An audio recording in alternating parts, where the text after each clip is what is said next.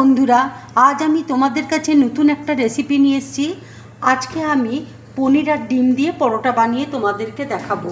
এই পরোটা করতে দেখো কি কি লাগছে, তোমাদেরকে দেখিয়ে দিচ্ছি। এখানে দেখো ময়দা, নুন আর ময়ান দিয়ে আমি মেখে নিয়েছি। পনির দেখো ম্যাশড করে নিয়েছি। দুটো ডিমকে দেখো ভেঙে রেখেছি। এখানে দেখো লাল লঙ্কার গুঁড়ো রয়েছে, ধনে আছে, আমচুর আছে, কস্তুরি মেথি আছে, নুন আছে। এখানে রসুন লঙ্কার পেস্ট রয়েছে, পেঁয়াজ কুচি রয়েছে, হলুদ আছে, কাঁচা লঙ্কা কুচি আছে, কিশমিশকে দেখো ছুরি দিয়ে ছোট ছোট টুকরো করে নিয়েছি, ধনেপাতা কুচি আছে। কড়াইয়ে দেখো তেল দিয়েছি, তেল দেখো গরম হয়ে গেছে। এবার আমি রসুন লঙ্কার পেস্ট দেখো দিয়ে দিচ্ছি।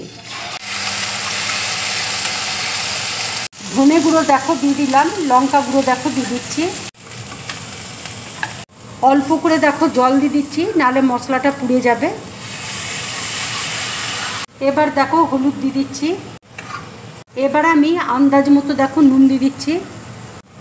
কিশমিশ দেখো দিয়ে দিচ্ছি। এবার আমি আমচুর দেখো দিয়ে দিচ্ছি।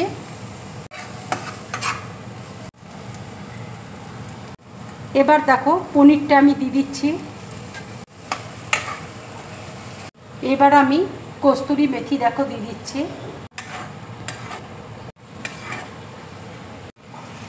এবার দেখো একটু আমি চিনি দিয়ে দিচ্ছি। স্টাফিংটা দেখো পুরোপুরি আমার রেডি। এবার আমি গ্যাসটা অফ করে দিচ্ছি। এবার দেখো ডিমের মধ্যে আমি পেঁয়াজ কুচি দিয়ে দিচ্ছি, কাঁচা লঙ্কা কুচি দেখো দিয়ে দিলাম, ধনেপাতা কুচি দিয়ে দিচ্ছি, আন্দাজ মতো দেখো নুন দিয়ে দিচ্ছি, একটু দেখো হলুদ দিয়ে দিচ্ছি। এবার আমি সব একসাথে দেখো মিক্সড করে নিচ্ছি। ডিমটা দেখো ভালো করে ফেটিয়ে নিলাম।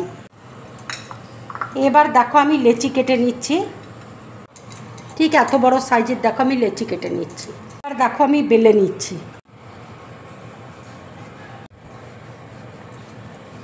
বেলা দেখো হয়ে গেছে। এবার দেখো পনিরের স্টাফিংটা আমি দিয়ে দিচ্ছি। দেখো মুড়িয়ে নিচ্ছি আমি। ঠিক এইভাবে দেখো মুড়িয়ে নিচ্ছি। ঠিক এইভাবে দেখো মুড়িয়ে নিলাম। এবার দেখো আমি একটু হালকা করে বেলে নিচ্ছি।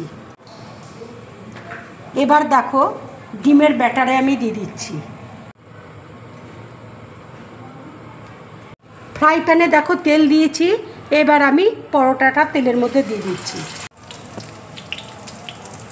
একটা দিক দেখো ভাজা হয়ে গেছে, আর একটা দিক দেখো আমি উল্টে দিলাম। এইভাবে পরোটা বানিয়ে তোমরা সকালে ব্রেকফাস্টে খেতে পারো, কিংবা রাত্রেবেলায় ডিনারে খাবে, খুব ভালো লাগবে খেতে। কত সুন্দর দেখো ফুলে উঠেছে। ভাজাটা দেখো হয়ে গেছে। এবার আমি প্লেটের মধ্যে তুলে নিচ্ছি।